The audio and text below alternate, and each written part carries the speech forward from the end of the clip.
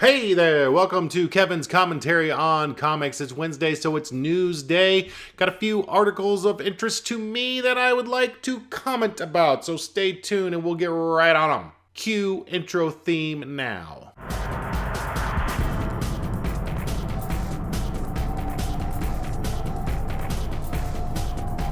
Free Comic Book Day is coming this Saturday, May 2nd, and it continues an annual tradition that has gone on since 2002.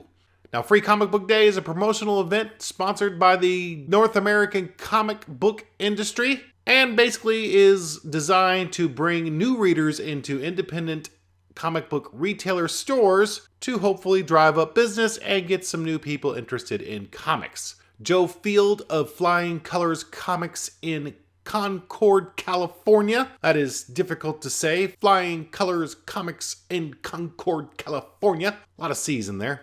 First brainstormed the event in August 2001, and then the first Free Comic Book Day started in 2002, as I said before. Now, this is coordinated by the industry's single largest distributor, Diamond Comic Distributors. There are specially printed comics that are made available to the retailers to distribute to people who come into their stores. A lot of times these stores will also provide sales on back issues or posters or figures or whatever comic related paraphernalia they happen to have lying around. Some stores will even have artists and writers as guest appearances in their store to sign autographs and just generally talk with the public. It's all really cool stuff. I mean, I think it's a good deal for the comic book industry to have this. How effective it is, I don't know. I don't know if there's any charts out there that say comic book sales have an upswing after Free Comic Book Day. I know that from my own personal experience, I've been to a couple of these just recently, probably a year or two ago. I took my daughters to a Free Comic Book Day, and to be honest, I was a little underwhelmed. First of all, they only gave one free comic per customer, and it seemed like the store was filled with regulars who are probably always there anyway. And I really kind of felt like maybe I was trespassing to a certain extent. I don't think that's what the gist of Free Comic Book Day is, but that's just how I felt.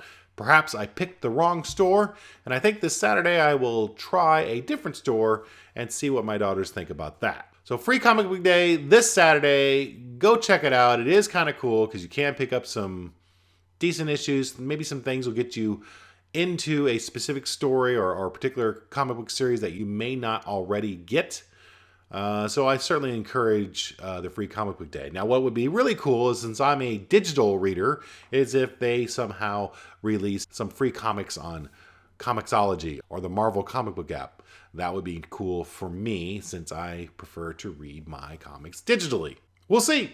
So the Chicago Comic and Entertainment Expo, or C2E2 as it's commonly referred, occurred this past weekend, and as is usual with comic book conventions, there was a bunch of news that has been released and is still being released. I choose, because this is my show, to focus in on one specific news event. Marvel announced that CM Punk will be writing an ongoing series featuring Drax the Destroyer of Guardians of the Galaxy fame. Now, CM Punk, for those who don't know, and I include myself in that crowd, is a wrestler turned UFC fighter turned, apparently, comic book writer. He's recently done a Thor annual and did a short story for the DC Vertigo Strange Sports Stories. So this will be CM Punk's first full-length ongoing series and first Drax solo series, I believe. Now, the details of the story are kind of slim, but apparently we'll be following Drax from an intergalactic octagon in the far reaches of space.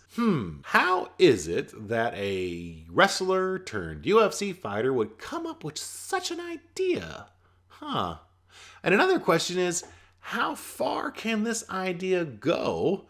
And once they've exhausted the intergalactic octagon storyline, what's next? And can Drax hold his own series?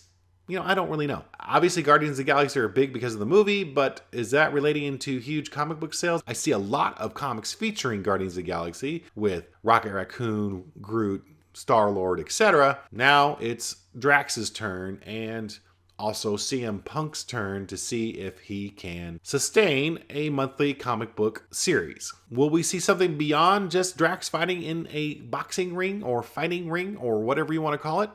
I guess we'll just have to wait and see. The series is expected to drop this winter. And finally, the internet is going absolutely bonkers, nutsoid crazy about Jared Leto's first picture of him as the Joker in the upcoming Suicide Squad movie. As you can see by this picture, he looks pretty crazy.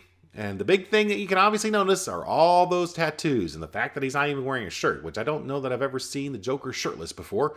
But here it is. Definitely a different take on the Joker, and a lot of people are not happy about this. They don't think it's the Joker that they grew up with or the Joker that we've seen in the Batman movies previously. Me, I don't really have a problem with this. I actually think it looks kind of cool. And let's face it, DC has stated that their cinematic universe is going to be dark and gritty, and as if it was in the real world. So this tatted up Joker kind of fits in with what they are selling us.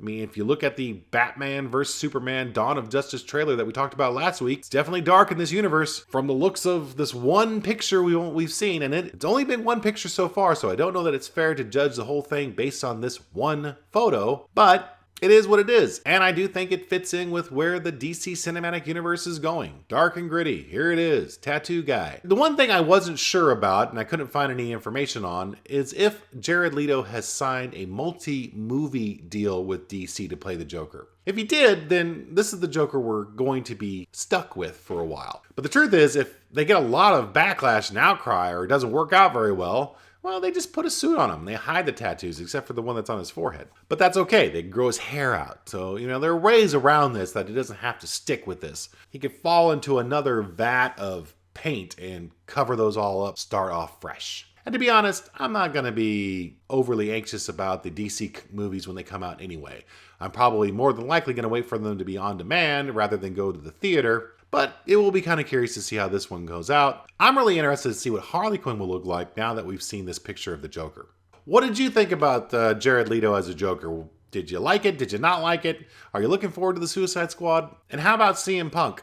I never heard of the guy before, but I'm not a big wrestling fan. Do you think he can sustain a monthly comic book series after only doing One Tale in Thor and a short story in Scary Sports Stories or something like that? And are you going to Free Comic Book Day? Put a comment below, let's talk about it. But until then, my name is Kevin, that was my commentary, and we will see you again on Friday. And I'm going to be talking a little bit about, oh, wait a minute, nope, don't want to tell you, keep it a secret, it's a surprise, something to look forward to. And if you don't want to miss it, you ought to hit that subscribe button. You see how I did all of that? It's crazy. I watched a YouTube video on how to make YouTube videos, and they said to do stuff like that, so there, I did it, ha. That's it for today. I will talk to you guys on Friday. Later.